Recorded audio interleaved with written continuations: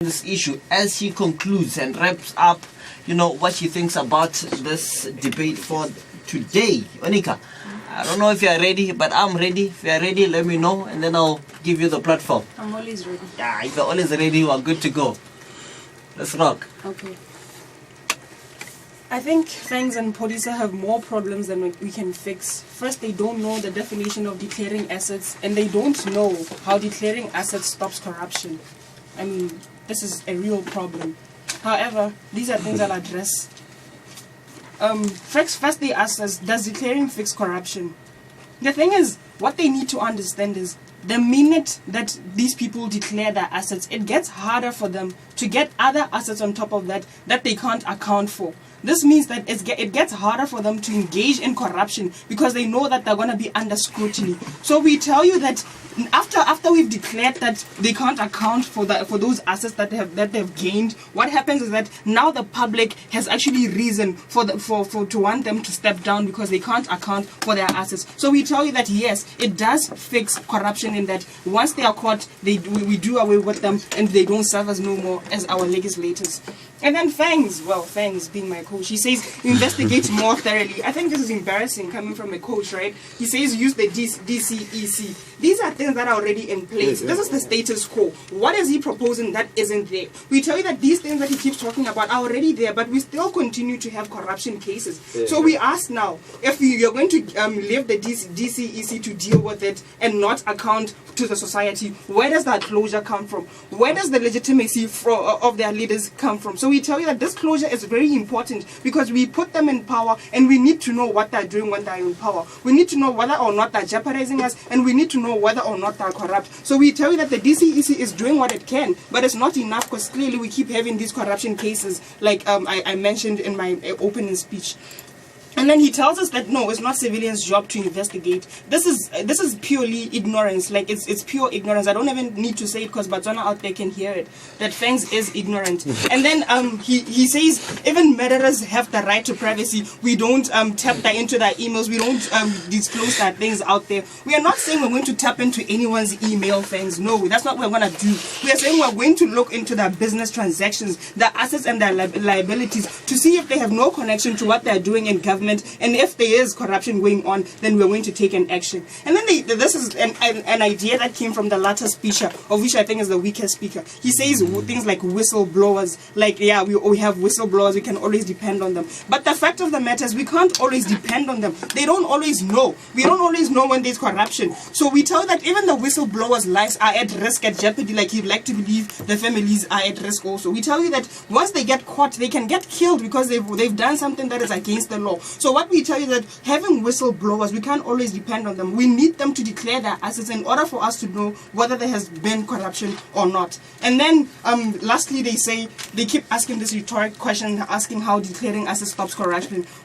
We tell you that it removes the incentive. It gets more difficult for you to be corrupt if you know that there's a chance that you can get caught. It gets more difficult for you to be corrupt if you know that the public eye is on you. There's scrutiny in what you're doing. So what we say is that this is a proactive measure, unlike what they'd want us to adopt, which is reactive policy. No, we are a government that takes proactive measures, and this is the only way that we can beat corruption. Because all that they have proposed is things that are within the status quo, and we tell you that these things aren't working. For all these reasons, I've shown you why Fangs and Polisa are totally out of this debate, and I'm supremely proud to win from opening government. I'm Onika Ntujahosi.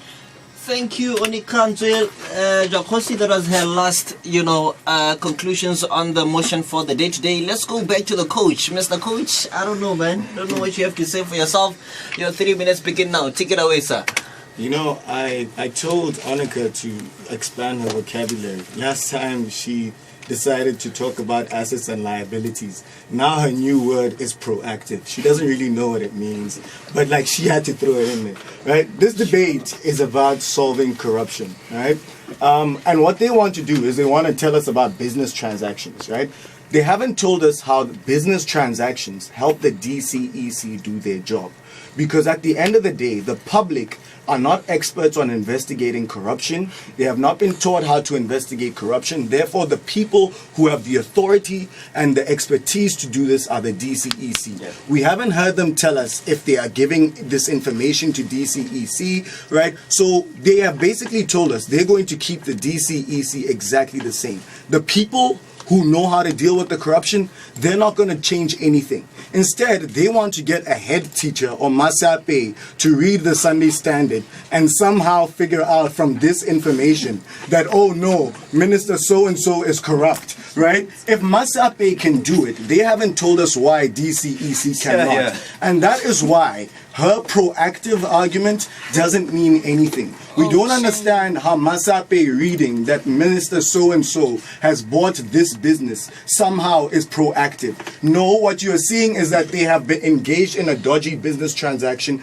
after it has happened. So that is not proactive, right? That is what the DCEC does. They're just a lot better at it than your average Motswana. We don't understand why your average Motswana is able to do this, right? Number two, they told us that MPs somehow lose their rights. No, MPs do not lose their rights, right? We need to know whether or not they abuse their office, the office we voted them into. Beyond that, we have no right to know about anything they do, right? And that is what we are saying here. And they agree with us, which is why they have very clearly said we don't want to look into their emails, for example, to see if they are discussing their personal emails, to see if they're discussing corrupt issues. Why? Because they understand that there's a very clear line between what I do at work and what I do at home. You didn't vote them into being a father or a husband or a provider. So it's not fair for you to then say whatever the businesses they may have ran before they became a member of parliament and that they will run after parliament are now in the public's domain. They did that in order to be a father, a provider, a husband. And we don't understand why that's worth violating, right? The last thing that we want to say is all government wants to do is to increase tele. That's really it, right? They want to increase rumors in newspapers. Let's start talking about, oh no, this minister has a BMW. This minister has a house in Pakalani.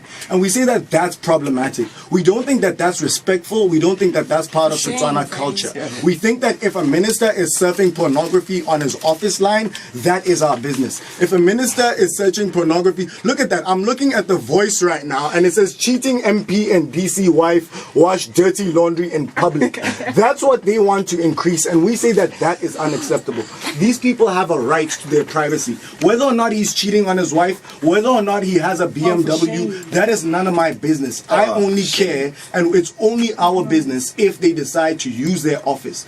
Lastly, right, you look at the police chief, the chief of the BDF. None of these people are forced to discuss their financial asset, yet they also hold powerful government positions. How come they haven't mentioned them? Because they're scared, because they understand they aren't making any sense, and we are very proud to oppose.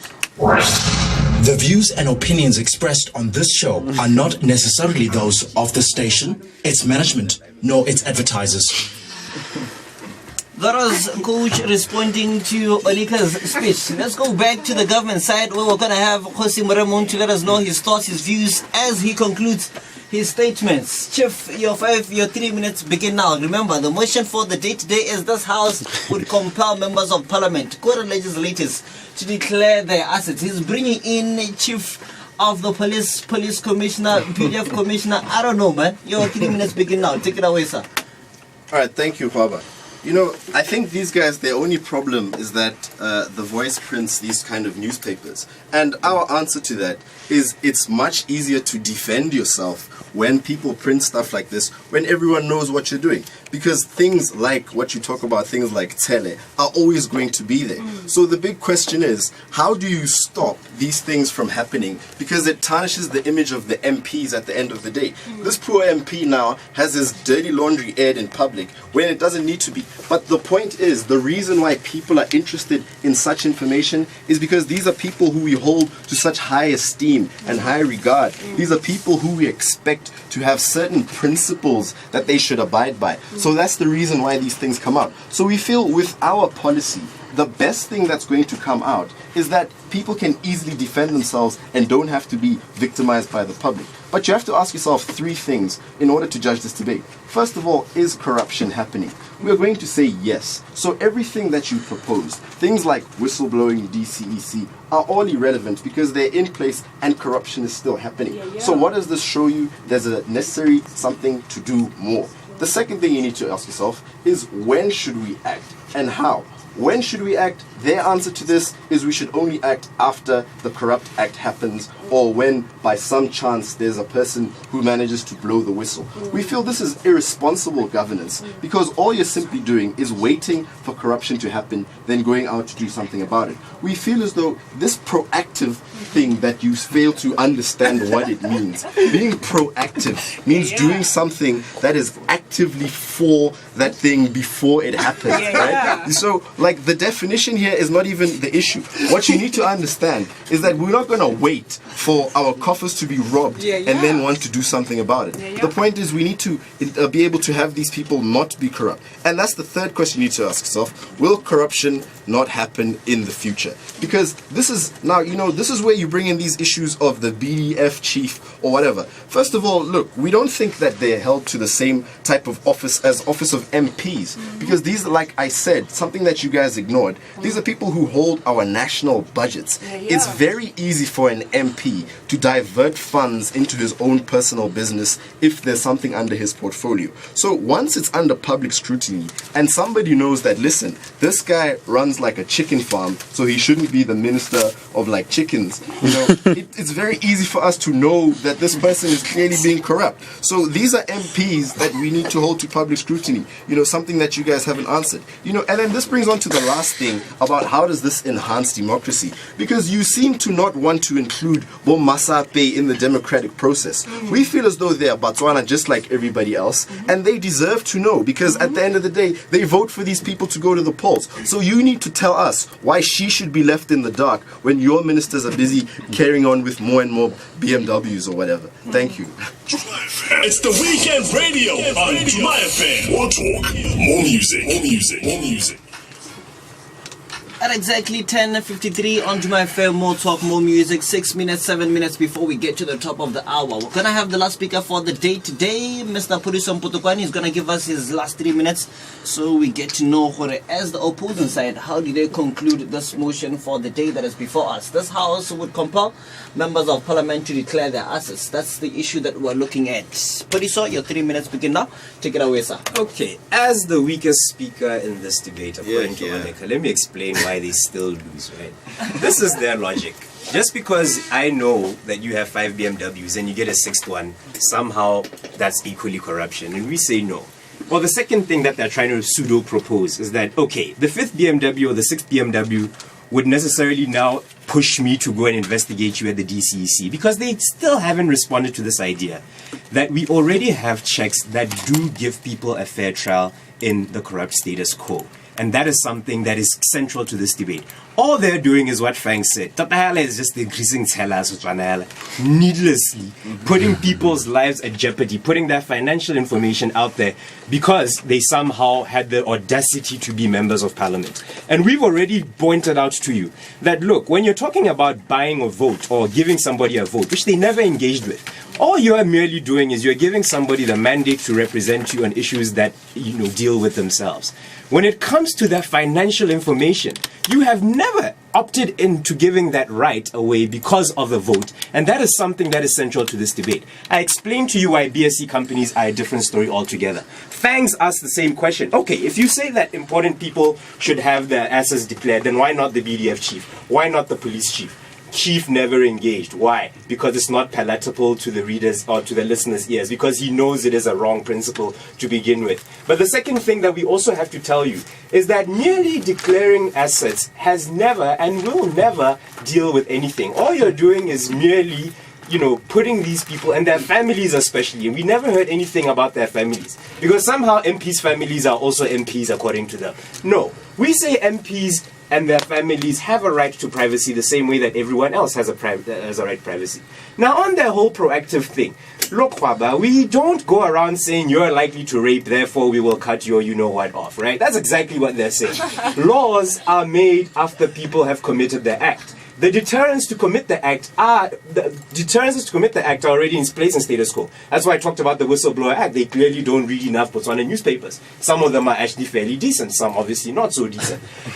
Whistleblowers Act and what have you are things that are already in place to incentivize people. And I've told you, people are fully aware. You at home are fully aware of some of these guys that are doing corrupt acts, but you simply will not report because you don't wish to. So how will you knowing the extra incentive of their details necessarily incentivize you to take these people to the DCEC?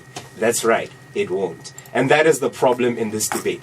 All they're doing is vilifying hardworking individuals, some of whom are corrupt, yes, and some of whom deserve to see their time in jail, but most of whom are fairly hardworking individuals who've been running their businesses and are buying their Range Rovers fairly legally. And because of all that, we say we're still opposing this motion.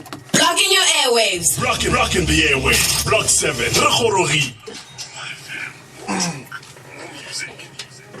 It's 10:57 on to my firm, more talk, more music. This is how we wrap up the live debate session for the day today. Remember, we had